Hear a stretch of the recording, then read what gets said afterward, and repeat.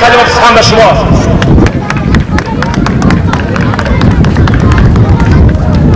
دوستان عزیز،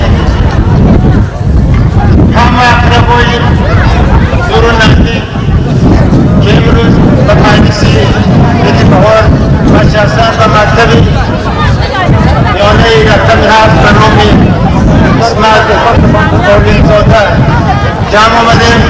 ما این سال نوی عید بهار رو تبریک کردیم. من همشون اکی کلانی مرحوم اسمت عالم میپرسم. اسمت عالم در دوره جوانیش که وقتی من سفیر سنتی آمدم و جوان بود و کسب شپانی را انتخاب کرده بود. وقتی که در دوره جنگ بسیار آدما برای محافظت وطن و جنگ بزرگی وطنی رفتند. برای در بسیاری مرتبه کسب معلمی یا شمار معلمان نمی‌رسیدند. یکی از جمع آمدان همچون من که بعد از سطح ارمیه و مجبوری آمدند مرا کاتبی سرای اشراف جوانان انتخاب کردند و من مهلت دادم که بهترین فرزندان رو جمع کرده برای خواندن با موسیقی فرستاده شود.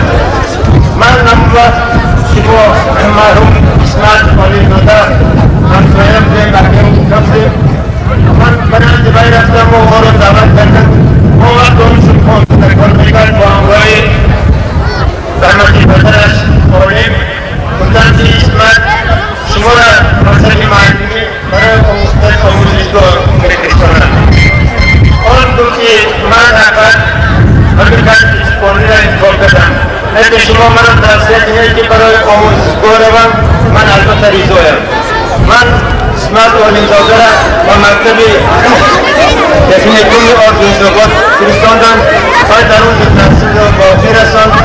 آمده مکتب خرد ابتدایی و مکتب کلان مبدل شد و در این مکتب افسانه با قریب‌ترین کلان بزرگ معلمان سالهای دور و دراز معلمی همچون سرسال مکتب همچون رهبر مکتب کار کرد.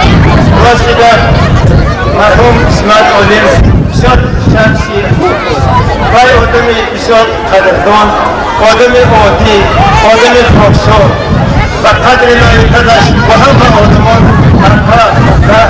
یار برادری و برابری را وظیفه اساسی خدمت شمایی. با همین باید مدتی دراز در این مکتب کار کرد. صدها جوانان بعد از این مکتب عزت احترام مکتب را تمام کرده است. این آب معلومات را شدند که آنها در وظیفه‌های گوناگون جمهوریت و در وظیفه‌های گوناگون سیاسی ناحیه بشرخورد کار میکنند. برای همین و من باید در این مجلس جمع آمدی خیر اشتراک کردم.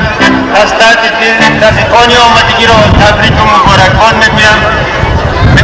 مکتبی که به نام عالم اسمت زاده موندن سزاوار است.